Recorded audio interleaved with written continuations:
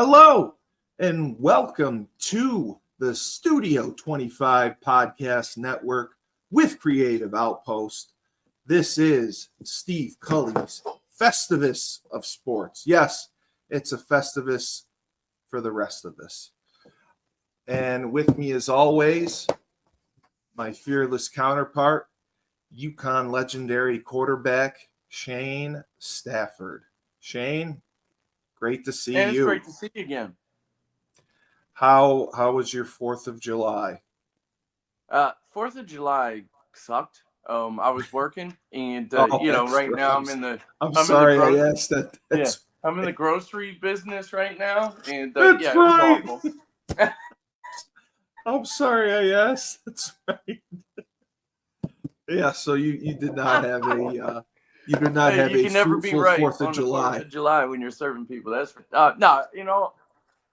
yeah. Okay. Well, Yeah, I didn't have exactly. a good. I will say this though, Steve. Man, spend some time with my family. Yeah. I didn't have a great one either. So don't worry about it. It's just Really? No, it's not. I don't really. I'm not 12 anymore. I don't really get psyched about fireworks and all that crap. Yeah. I hear it's just the fireworks come and then it's over. The hell? Yeah. Who cares? Yeah, and then it's over. Exactly. No, but Yeah. I had family come down, so that was awesome. I spent time with my nephew. I spent time with my second nephew. I guess it would be he's my niece's son. So yeah, he would be my second nephew. So he's 5. You talk about an athlete. Sheesh. Wow. I don't know if he should play soccer, basketball, or football. Whatever he plays, we just got to keep him can't let him get caught up in the Reading, Pennsylvania drama. So I just wanted to let you know because we are I maintained my argument with you about the recruiting last week at UConn and the quarterback the quarterback that they were converting to tight end. Mm-hmm. That we watched his film and you were like, damn, he's a great quarterback. Well, he's good. He's good. I wouldn't say great might be. He's got a lot of upside. Yeah. So, listed on Store Central, he was committed to UConn. Last week, it was just listed that he committed to Northwestern. So I thought that was funny. Yeah, that is kind of. Well, that's I just thought it was hilarious. Yeah, that's what we're dealing with. Obviously, the kid. How can we knock it, man? He's great educations, both levels. Northwestern, maybe a little bit better. Sorry, UConn Stores, Connecticut Huskies, but Northwestern for being a private school. I mean, it's better on that front. We're like you said, we're trying to be like BC or Northwestern on the East Coast. Yes. And that's gotten us into some problems. And that's why, I kind of understand the recruiting situation being the way it is. But I just wanted to let you know that, I was telling Dave about him. I was like, Dave, Shane watched his film and Shane thought he was a decent quarterback. He would be no worse or no better than Joe Figiano and probably a better athlete. So Dave, went to look him up and he's like, he's committed to Northwestern, dude. I was like, what? They just posted it on Store Central bragging that he committed to us.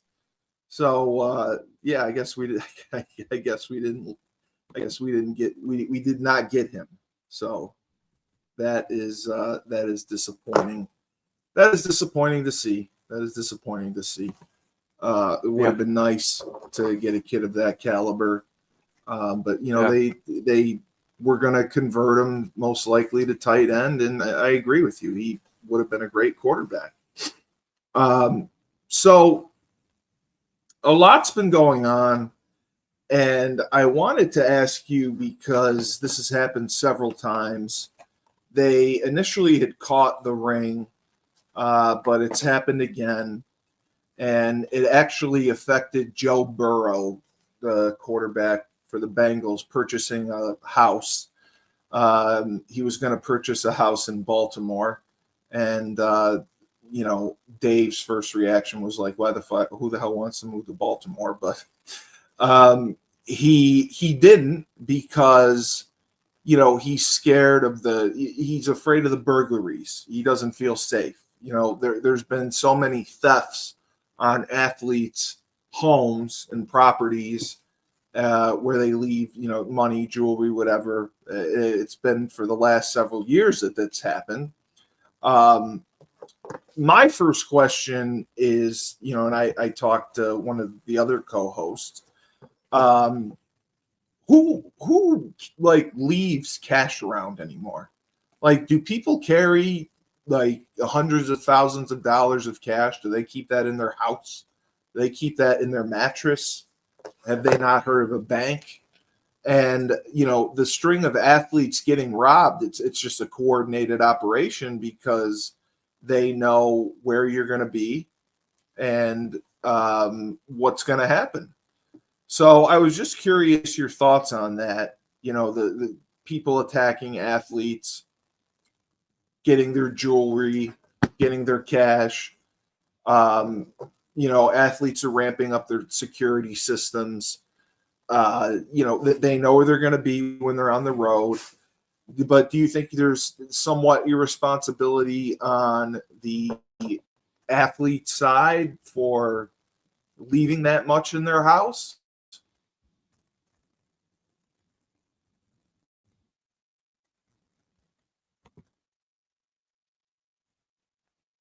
Oh, he's still rolling. Okay. Yeah, because I just recently read it. One of the Minnesota Vikings players was scammed out of his house. Actually scammed from a bank. $240,000 worth. And that was shocking to see. I just had it. Yeah. So there's a couple things. An ex-Jaguars employee faces grand theft charges in Florida.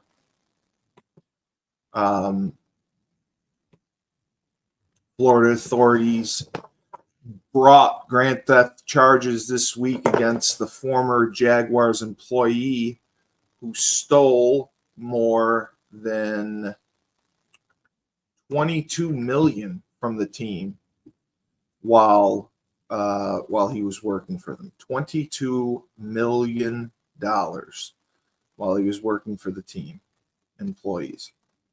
That just blows my mind. That's just a lot of money. A lot of money. See if he adds on here.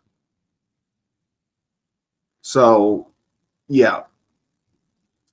Amit Patel, he's serving a 6.5-year sentence in Williamsburg Federal Prison in South Carolina after pleading guilty in December of 2023 to wire fraud and illegal monetary transactions. Now he faces 6 counts of grand theft in Florida. Under state law, grand theft is $100K or more, and it's punishable for 30 years. He admitted to stealing from the Jaguars over 3.5 years while managing the team's virtual credit card program. Well, they got a virtual credit card program. Federal prosecutors claimed he lived a life of luxury that included lavish vacations, purchase of a high-end watch, and sports memorabilia. The Jaguars later sued Patel in state court for $66 million worth of damages. And that is quite the sum. That is quite the sum. So we're going to give Shane a call.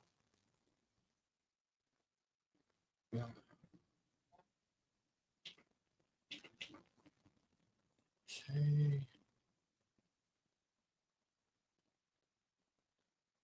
Let's see. Is that working? Can you hear me? Yeah. Yep. I can hear you. Yeah, I'm trying to. You're good. You're good. You were just flowing. You're good. You're good. It's a radio show. You're good. So yeah.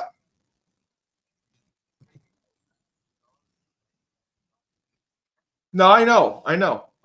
So yeah, I was talking about the burglaries in the athlete's house because Dave and I were arguing about it. Yeah, we can do it like this. It's fine.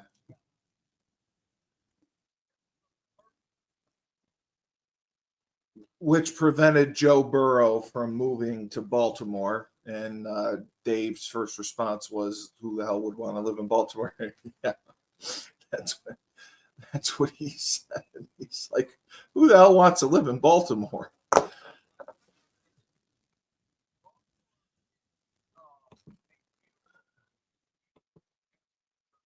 It is. It is.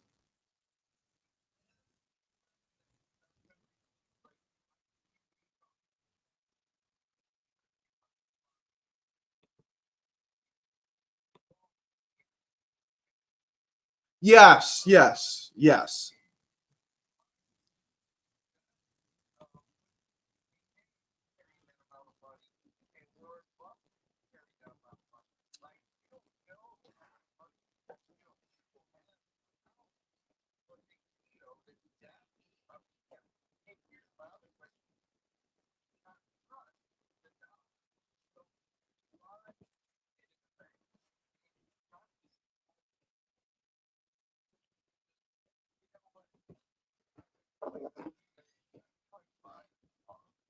Right.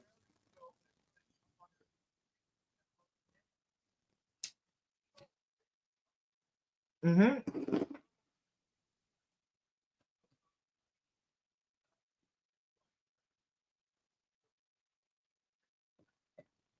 You're right. Right. No. Yes. Yes. It's your money.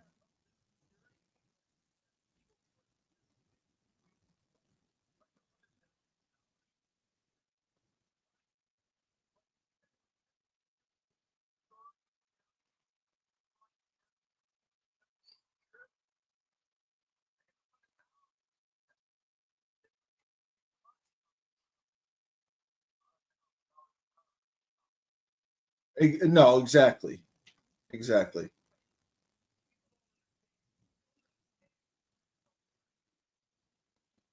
No, exactly. I 100% agree with you on that. If you don't understand, don't try to understand.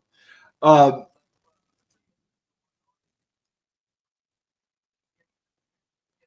yeah. Well, yeah, you don't know. Yeah.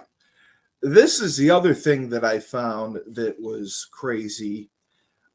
In the Jaguars organization, Amit Patel, who worked for them, and he's serving a 6.5-year sentence in Williamsburg Federal Prison in South Carolina after pleading guilty in December of 2023 of wire fraud and illegal monetary transactions. Now he faces 6 counts of grand theft in Florida. This guy stole $22 million from the Jacksonville Jaguars. He admitted to stealing from the Jaguars over his 3.5 years of employment while managing the team's virtual credit card program. I'd love to know what the virtual credit card program. Federal prosecutors said that he lived a life of luxury that included lavish vacations and the purchase of high-end watches, sports memorabilia. The Jaguars later sued Patel in Florida for $66.6 million in damages, and that case is still pending. Patel filed a lawsuit against FanDuel in federal court, claiming the sportsbook exploited his gambling addiction intentionally and ignored responsible gaming and anti-money laundering protocols. According to court documents, he transferred approximately $20 million to FanDuel. So he's blaming them for allowing him to transfer $20 million into his account. Well, DraftKings, FanDuel, that's kind of what they're for. And like, I don't know if it's supposed to raise a red flag if someone transfers $20 million into their account. Is someone at FanDuel gonna go and report it?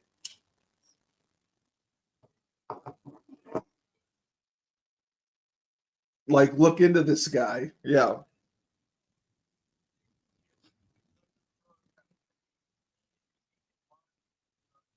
And then have him take it out. Right.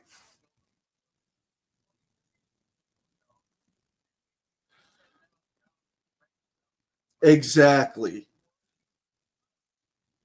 Exactly.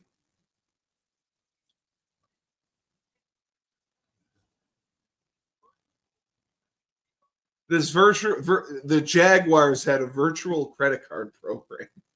That's where he stole the money from.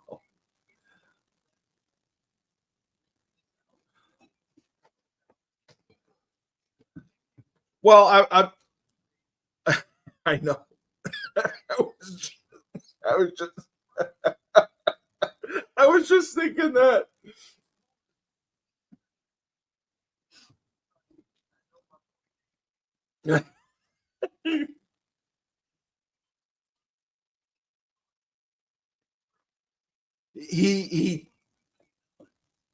he told me a story where he did have to fire someone for money missing because it was a cash business, and he said that they would get a lot of walk-ups late. So the girl, he said this girl was pocketing some of the walk. You know what he's talking about? He said the girl would pocket the walk-up money, and then at the end he'd do the math of the kids there and the payment, and he's just like, it's not adding up. And he let it go for like a couple weeks, and then he confronted her about it, and then she admitted it to him. I'm like, yeah, of course they're gonna know.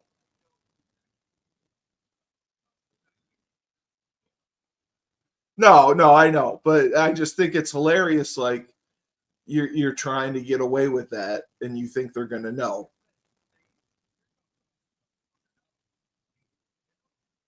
Yeah. Oh, yeah. It's crazy. It's absolutely crazy. So, yeah.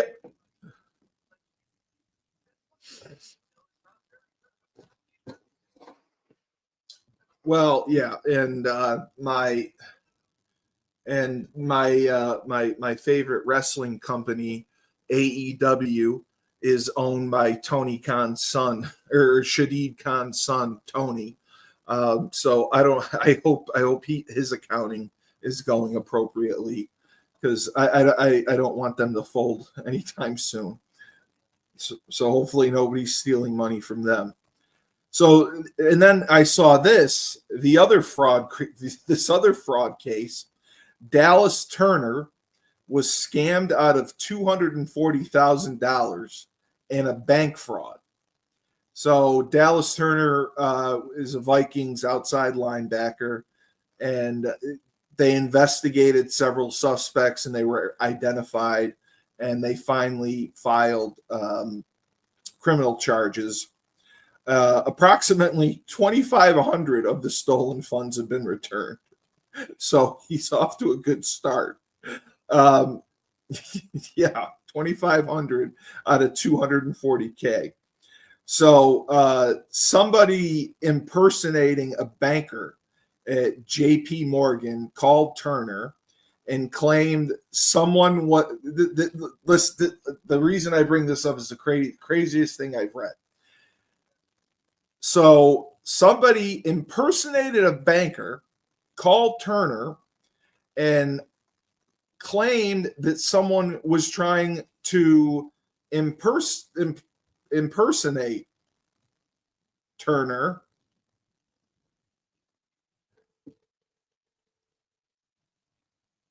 Sorry, I lost you. So someone impersonating someone from the bank called and said that someone was at the bank trying to impersonate Dallas Turner, and presented 2 copies of ID to execute a wire transfer, according to the Minnesota Star Tribune. The caller instructed Turner to transfer money to 2 separate businesses to prevent the attempted theft. Turner then went to the Chase branches and transferred $120,000 each to, quote, Island Food Truck LLC and CNLFL LLC. Come on, man.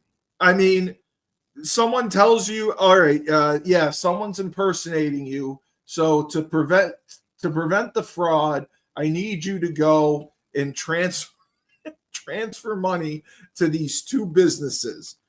And he's like, okay, which ones? So let's do Island Food Truck LLC, CNLFL LLC. This poor, he's 22 years old. He later realized he may have been a victim of a fraud scam after discussing the matter with family members. And yeah, so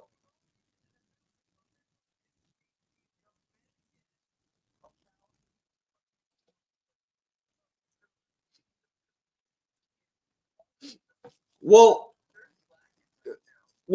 I mean,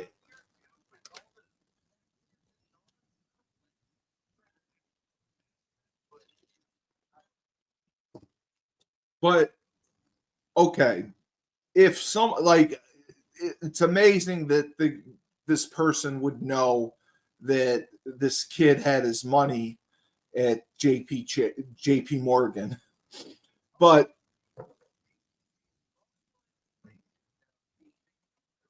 yeah, right, yeah, I'm sure they do. Yes, but he called. He must have called from like a block number and said he used all the right verbiage and con this dude into transferring money. Yeah. Yeah, if I'm your accountant or your bank. So Shane, I need you to transfer 240,000. There's been an attempted theft, but we're going to prevent it. All you need to do is transfer the money. It's like yeah, yeah. It's like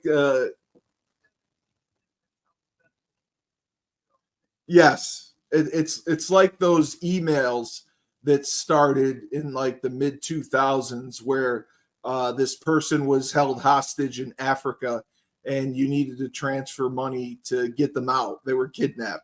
But I need your help. Just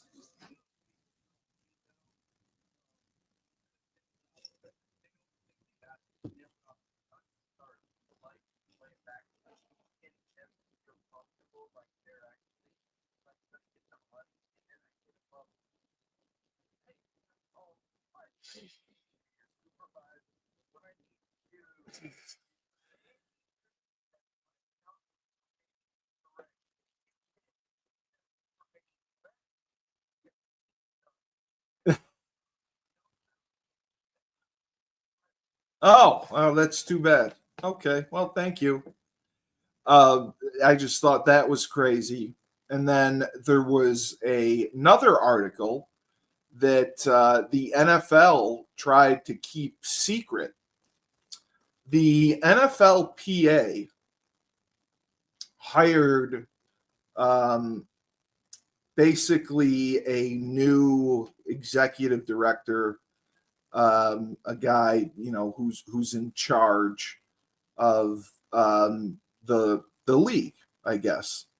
And they didn't tell the Players Association.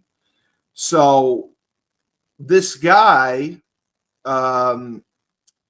basically, he works for a private equity firm, and I believe this private equity firm bought into one of the teams. Okay, so this was all kept secret from the Players Association, and the Players Association was basically pissed off about it. And so they thought it was like a conflict of interest, because obviously if the guy has ownership stake in one of the teams, the NFLPA is saying that this guy would want to keep salaries down, something like Deshaun Watson's guaranteed money. So the ruling was there was no collusion, and they finally told the NFLPA about it. And NFLPA Executive Director Lloyd Howell Jr. is appealing the ruling, because he says the appeal is a reflection of our obligation to enforce the CBA and our commitment to protecting the players' interests. Will do what's best for the players and will exhaust all options. The arbitration, the case centered around discussions among league executives and owners after Watson signed the $230 million 5-year guaranteed contract, and whether the talks affected negotiations with Kyler Murray, Lamar Jackson, Russell Wilson. Because you remember after this, every quarterback wanted a guaranteed deal. So this guy had text messages, emails with league executives and owners, and basically was trying to keep the money down, keep the money not guaranteed. And yeah, and the appeal has taken so long to happen was because this was all hidden from the NFLPA. So the NFLPA is appealing it. The players are pissed off about it, because the players in general are pissed off about it, because they think it's affected league salaries in the last couple of years since this guy has come aboard. And the NFLPA initially lost their arbitration grievance, and now is why they're appealing it. And they're saying that the league purposely held this information from them. And they also said players' agents have the right to receive copies of all arbitration rulings, and that didn't happen in this case. So DeMaurice Smith had been the executive director, and he and the union had a good relationship, shared documents, shared copies of arbitrators' rulings, and this did not happen. This is really turned into a big deal, and the first multi-year guaranteed contract was for Kirk Cousins. But other than that, Deshaun Watson got the other one. And since then, there has been no fully guaranteed deals. So the NFL keeping this secret and not alerting the Players Association to the possibility of conflict of interest, since this person is part of an ownership group, a private equity group that owns the team. Do you see that as a conflict of interest, that someone working for the Players Association but also owns the private equity firm that owns an NFL team? Why this would be a conflict of interest, and definitely would keep players' contracts down?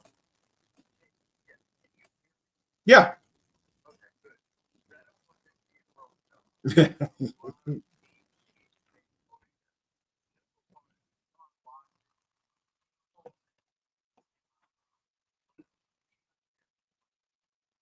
He did.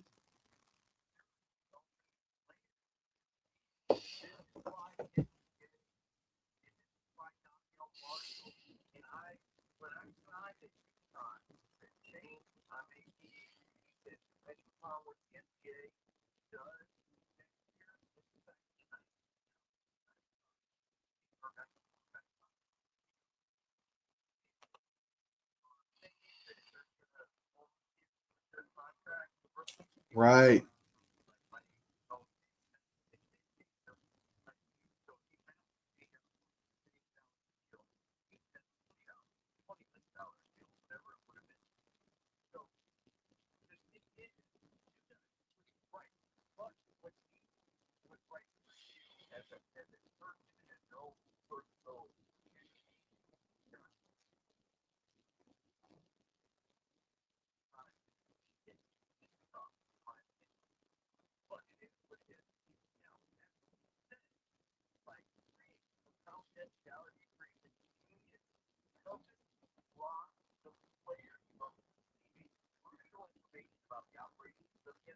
Yeah.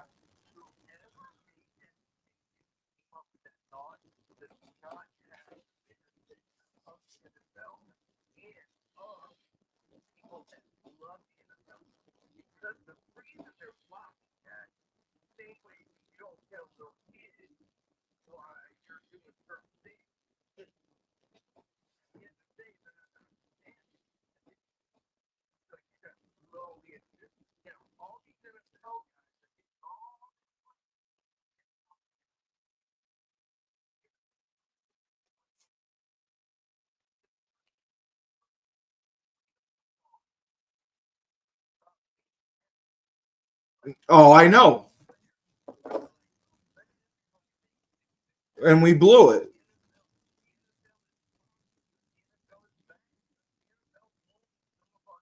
Yeah. We blew it. Yep. Yep.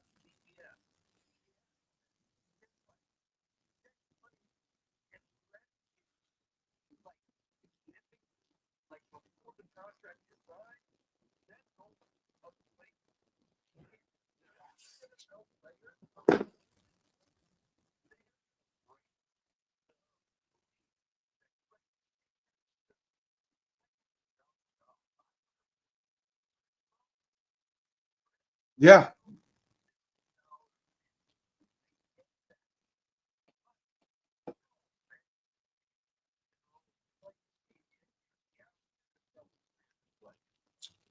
2.5 to 3 years. Yeah. Yeah.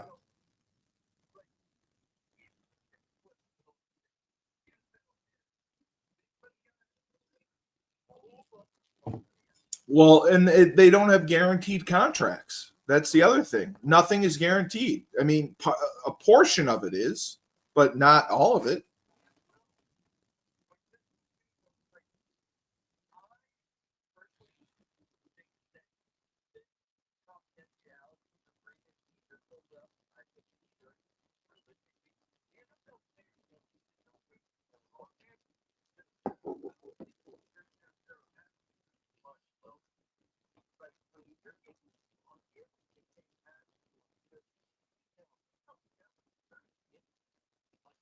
Well, their issue was that this employee was part of the private equity firm that owns a team, but he's also representing the players, and that he actively colluded with owners, and they saw this through texts and emails, to keep salaries down.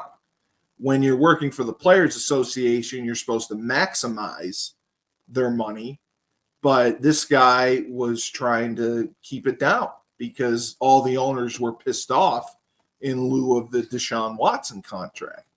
So yeah. Well, I don't think he would have had the power to do that, but I know that he tried, with emailing owners and executives in the NFL talking about the salary structure. But they have to remember the salary cap is increased every year. $30 million it increased this past year. So it's not like they're hurting for money. And I do understand from the player's perspective, this guy's supposed to be working for us. Why is he trying to keep our money down? Because he has a stake in ownership of one of the teams. So they want to make more money. And I understand the private equity firms allegedly are not in the ownership game for long term. They want to, make a profit and then sell out. Yeah. So I get that part of it. But it's just crazy to me that they did keep this secret, and now the NFLPA is appealing it. And unfortunately, I think appeals all go through Roger Goodell.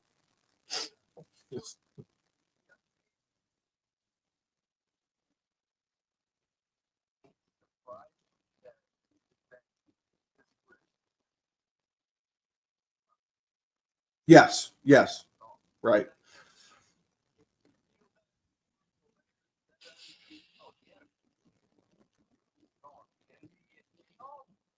No, I know they do. I know.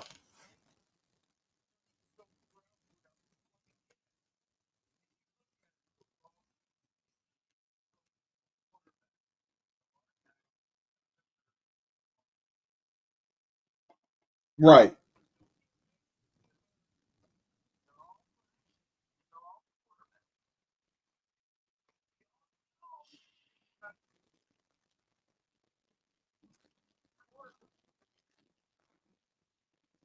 No, absolutely. Absolutely. And I, No, Russell Wilson.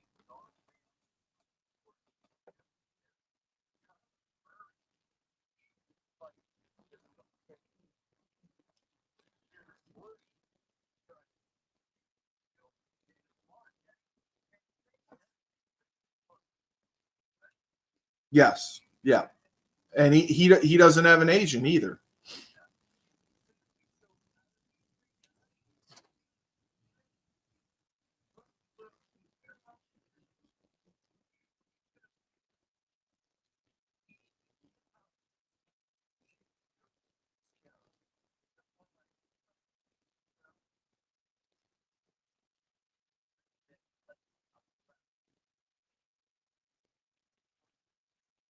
Absolutely.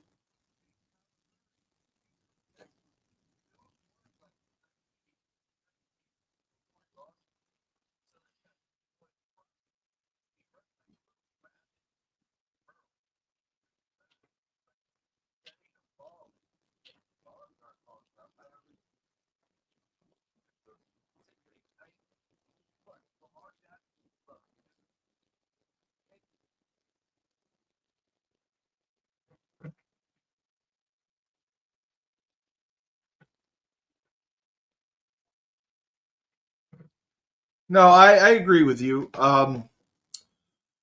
I agree. I agree with you. I agree with you. I'd like to see Lamar Jackson win some more playoff games. That would be all I would say.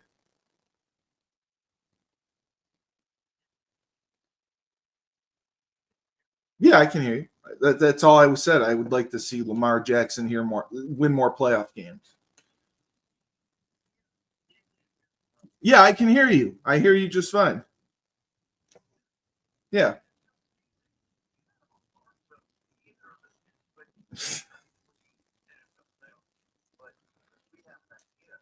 Yeah.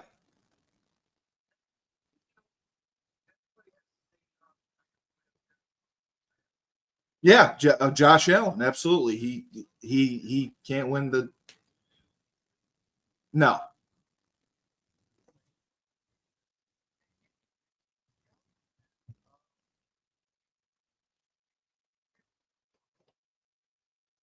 It's hard to win. Period in the NFL.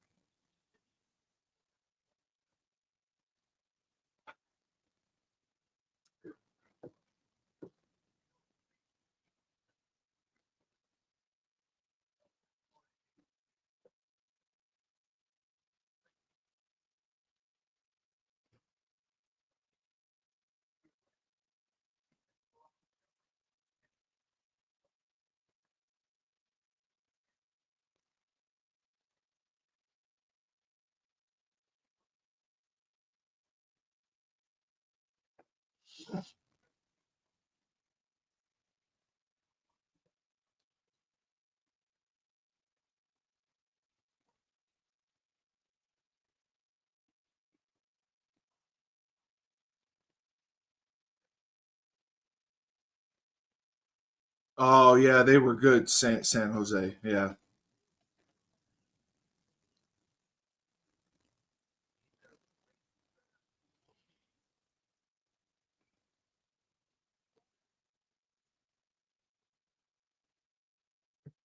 Right.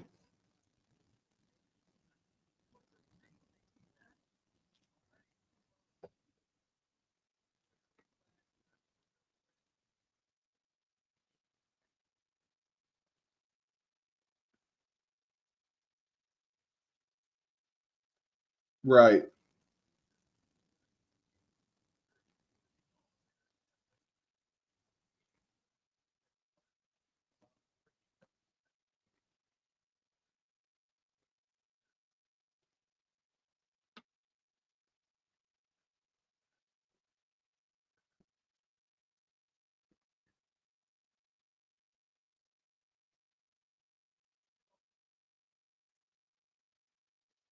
Oh yeah, of course. Of course you think about that.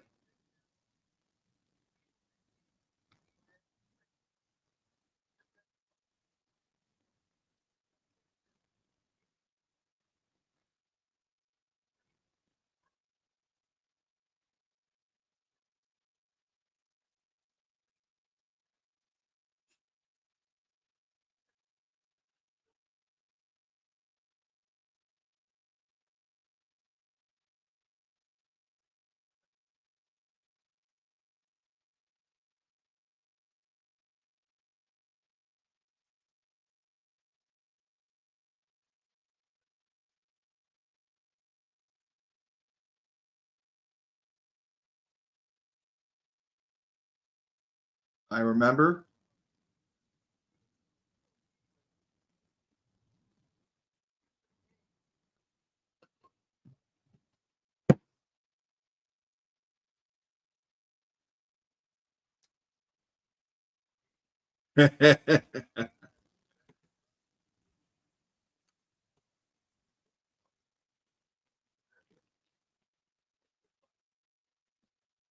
What a great guy.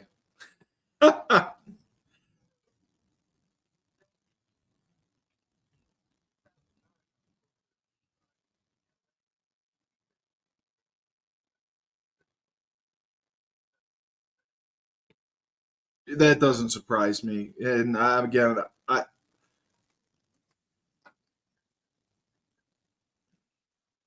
oh, it does. And Yeah, and I don't like John's son because, like I said, he beat me in poker on my visit. So the last thing I wanted to ask you about was college football players are now kind of finding a way around the transfer portal if they don't go in it at the right time, if they miss their opportunity to do so. So this just happened at BYU. They had a very good quarterback. Yeah, the Mormons.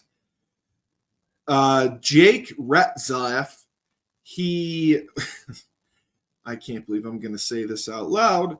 He was suspended by BYU because he had premarital sex. I just want to reiterate that again. He had premarital sex, which is a violation of the BYU honor code. He went. No, of course not. Of course not.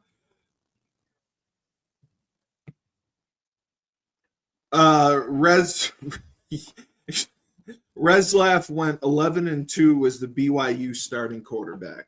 So he did in 2024. He had almost 3,000 yards passing, 20 touchdowns. His departure really screws BYU. But, because he missed the transfer portal window, he found a loophole, and some other college students are doing this as well. You can withdraw from school and just enroll into another school because there's no scholarship agreement involved or whatever. He can just not enroll, and he's planning to enroll at Wisconsin, I believe.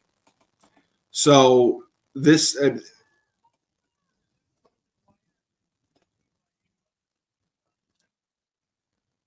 Or no, I'm sorry. No, I'm sorry. No, he has not said where he's going. He just did not enroll in school. It said another player who was from Wisconsin did the exact same thing. He did not enroll for his winter classes and enrolled at the University of Miami instead. So that's yeah. Yeah, so this dude went to the U. So it's just crazy to me how they're finding loopholes around even the transfer portal. And they were talking about doing just one transfer portal window. But your thoughts on his suspension for the premarital sex and a creative way for getting out of the transfer portal.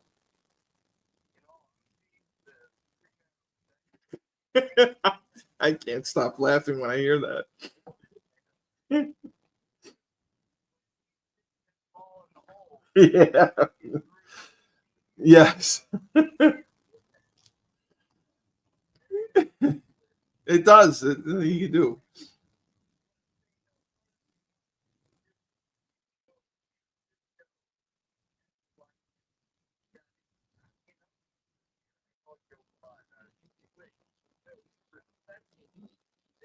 That's their culture. Yes, 100%. That's everything to them. Yep.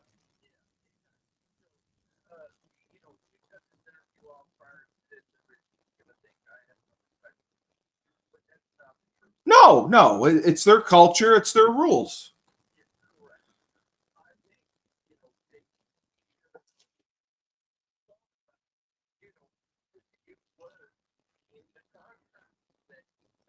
It's the honor code. Yep.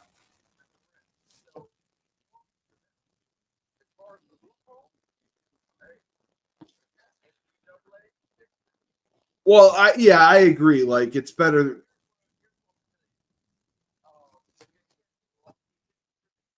Oh, so you've seen him.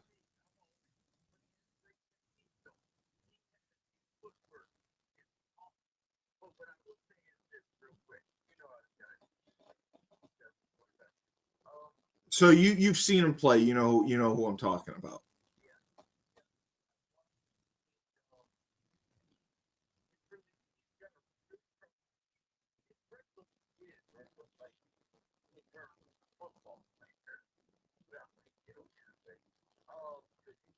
Right, right, of course.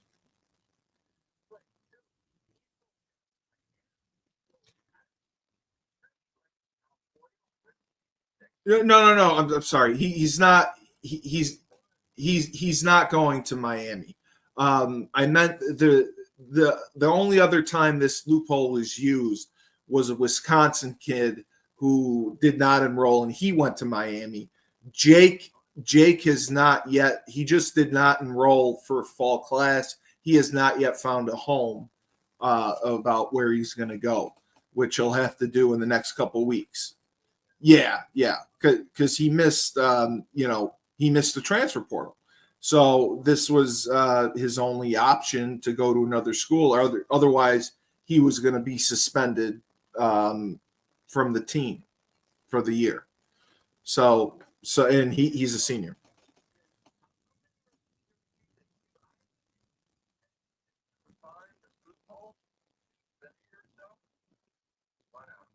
I think college football is an absolute mess. I think they need to limit it to one transfer portal and not two. UConn has over 50 new players. I think players jumping teams is insane. And the number of times that they're doing it in this situation with him not being able to play, I understand absolutely. It's a senior year. He should be able to play. I understand violating the honor code and being suspended. Fine, go play somewhere else. That I don't have a problem with. The problem I have is with the kids jumping around because they're getting better money somewhere else. That's what bothers me. He's a good guy. He's never had any problems. No, that's not why. He would have stayed. He wanted to stay and lead his team. They were 11-2 last year.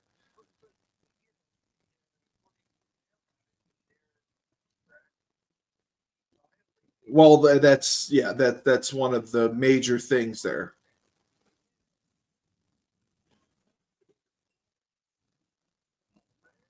Yeah. Exactly. He didn't. Yeah, he didn't hurt anyone. He didn't. Go rob a grocery store or do anything like that. To suspend him the full year, maybe they should have had a hearing. I don't know. It was just in the honor code, and it's just set in stone. There's no appeals process or anything. So hope he finds a home.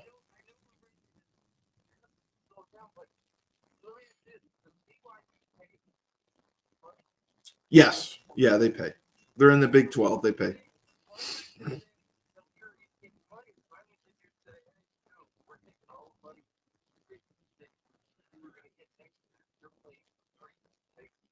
They could have done that. They could have done that. Absolutely. They could have just said, "Yeah, you get your scholarship, and yeah, you don't get your NIL money or whatever." But I think because he violated the honor code, they wanted him out. No ifs, ands, or buts, so to speak. A lot of buts. All right. Well, Shane, I will let you go. Another banner episode of Steve Cully's Festivus of Sports. I appreciate you making the adjustment on the fly, hopping on the phone, and getting this in the books.